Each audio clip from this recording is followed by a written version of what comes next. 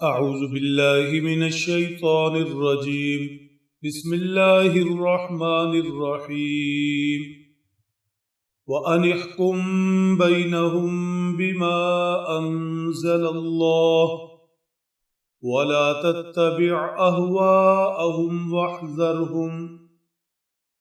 واحذرهم أن يفتنوك عن بعض ما أنزل الله إليك فَإِن تَوَلَّوْا فَاعْلَمْ أَنَّمَا يُرِيدُ اللَّهُ أَن يُصِيبَهُم بِبَعْضِ ذُنُوبِهِمْ وَإِنَّ كَثِيرًا مِّنَ النَّاسِ لَفَاسِقُونَ. أَفَحُكْمَ الْجَاهِلِيَّةِ يَبْغُونَ وَمَنْ أَحْسَنُ مِنَ اللَّهِ حُكْمًا لِقَوْمٍ يُوقِنُونَ. صدق اللہ العظیم. گزشتہ زیر درس آیت کریمہ میں یہود کے دو گروہوں کے مابین تنازع کا ذکر تھا. ایک فریق کی پیشکش کا بھی بیان ہوا. ان کا کہنا تھا اگر ہمارے حق میں فیصلہ کر دیا جائے ہم اور ہمارے متبعین سب اسلام قبول کر لیں گے. فیصلہ اپنے حق میں لینے کے لیے گویا رشوت کے طور پر اسلام قبول کرنا سامنے رکھا.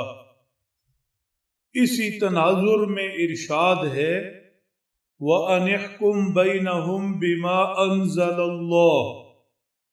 آپس کے اختلافات، آپس کے جھگڑوں میں جیسے چاہے دنیا ٹکراتی رہے، جیسے چاہے دنیا من مانے فیصلوں کی پیشکشیں کرتی رہے، جیسے رشوت کے طور پر اسلام قبول کرنے کی پیشکش بھی کرتی رہے، کچھ بھی ہو آپ کو حکم ہے کہ آپ اللہ کے اترتے حکم کے موافق فیصلے کریں. جو بھی وحی الہی سے آپ کو بتایا جاتا اس کی روشنی میں فیصلے کریں. وَلَا تَتَّبِعْ أَهْوَاءَهُمْ. اور آپ ان کی خواہشات کی پیروی ہرگز مت کریں. ان کی چاہتوں پر عمل درآمد، یہ کیا چاہتے ہیں ایسا نہیں، اللہ کیا چاہتے ہیں یہ دیکھنا ہے. وَاحْذَرْهُمْ أَن يَفْتِنُوكَ عَن بَعْضِ مَا أَنزَلَ اللَّهُ. آپ بچیں ایسے نہ ہو کہ یہ آپ کو آزمائش میں ڈال دیں. جو وحی الہی کے ذریعے حکم ہے اس سے پھسلا نہ دیں. یاد رہے پہلے بھی ذکر ہوا اللہ کے سارے پیغمبر معصوم، حضرت صلی اللہ تعالی علیہ وسلم امام المعصومین، آپ سے رب تعالی کے حکم کی خلاف ورزی، گناہ، حکم عدولی کا صدور ممکن ہی نہیں. ایسے حکم کیوں دیے جاتے ہیں؟ وَلَا تَتَّبِعْ أَهْوَاءَهُمْ وَاحْذَرْهُمْ أَن يَفْتِنُوكَ عَن بَعْضِ مَا أَنزَلَ اللَّهُ. تاکید کے لیے ایسے ہی آپ ان جیسے لوگوں کی پیروی نہ کریں، ایسے ہی آپ احتیاط کریں، بچیں. شاباش دی جاتی ہے آپ ایسے کر رہے ہیں، اور پھر اس میں امت کے لیے سبق کہ جب اللہ اپنے نبی کو پابند کر رہے ہیں ان احکم بینہم بما انزل اللہ، اللہ کے اترتے فیصلوں کے مطابق اپنے تنازعات کا حل نکالو. لا تتبع اہواءہم، اللہ کے نافرمانوں کی خواہشوں کے پیچھے مت چلو. واحذرہم ان یفتنوک عن بعض ما انزل اللہ، احتیاط کرو، بچو، ڈرو کہیں یہ تمہیں پھسلا نہ دیں.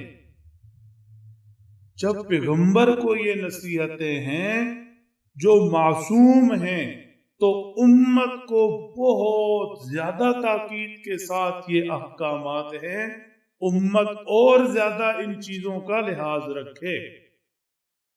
فرمایا فَإِن تَوَلَّوْا فَاعْلَمْ أَنَّمَا يُرِيدُ اللَّهُ أَن يُصِيبَهُم بِبَعْضِ ذُنُوبِهِمْ۔ یہ فریق جو آپ کے پاس جھگڑا لے کر آئے، آپ سے اپنے تنازع کا فیصلہ چاہتے ہیں، آپ حق کے مطابق فیصلہ کریں، اگر یہ فیصلہ مان لیتے ہیں تو ان کی خوش قسمتی، خوش نصیبی، اور اگر یہ آپ کے فیصلے سے رخ پھیرتے ہیں، اعراض کرتے ہیں، تو پھر آپ جان لیں کہ اللہ جل شانہ ان کے اس انکار کا نتیجہ انہیں دنیا کے اندر بھی بعض عذاب دیں گے۔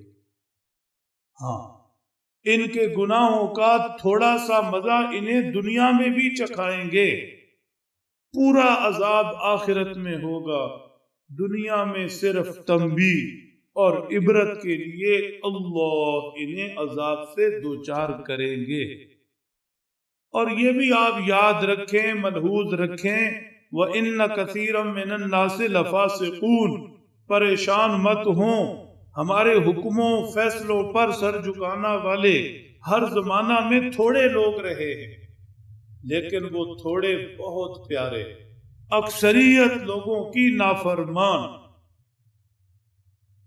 ارشاد فرمایا اَفَحُکْمَ الْجَاہِلِیَّةِ یَبْغُونَ۔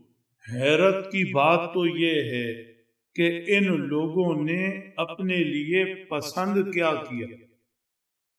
اللہ بادشاہ ہیں، اللہ رحمان الرحیم ہیں، اللہ علام الغیوب، بن دیکھی چیزوں کو جاننے والے۔ اللہ کا فیصلہ ماننا چاہیے تھا، جو بادشاہ بھی، جو رحمان بھی، جو سب کچھ جاننے والا بھی۔ یہ بدنصیب اللہ کے فیصلے کو ماننے کے بجائے جہالت، گمراہی اور بے انصافی، ظلم کا فیصلہ ڈھونڈ رہے۔ اَفَحُکْمَ الْجَاہِلِیَّةِ یَبْغُونَ، اللہ کے فیصلوں کو نہ مان کر کیا یہ زمانہ جاہلیت کا فیصلہ ڈھونڈ رہے ہیں، ظلم والا، جس کی لاٹھی اس کی بھینس والا۔ انہیں سمجھا دے، اپنی امت کے ذہنوں میں بٹھا دے، وَمَنْ أَحْسَنُ مِنَ اللَّهِ حُکْمًا لِقَوْمٍ یُوقِنُونَ۔ اللہ سے اچھا فیصلہ کس کا ہو سکتا ہے؟ کسی کا نہیں۔ اللہ کا فیصلہ سب سے اچھا، اللہ کا فیصلہ سب سے اچھا۔ معاملہ سارا یقین کا ہے۔ اگر یہ یقین نصیب ہو جائے کہ اللہ کا فیصلہ سب سے اچھا، تو ہماری زندگی کے دکھ، درد، روگ دور ہو جائے۔ جو اللہ نے ہمارے بارے میں فیصلہ کیا، ہمیں کچھ دینے کا یا نہ دینے کا یا دے کر لینے کا، ہماری صحت کا، بیماری کا، خوشی کا، پریشانی کا، غربت کا، مالداری کا، جو بھی رب کا فیصلہ ہے، سر تسلیم خم ہے، اور رب کے فیصلے میں ہی بہتری ہے۔ اللہ سمجھ دیں، عمل کی توفیق بخشے۔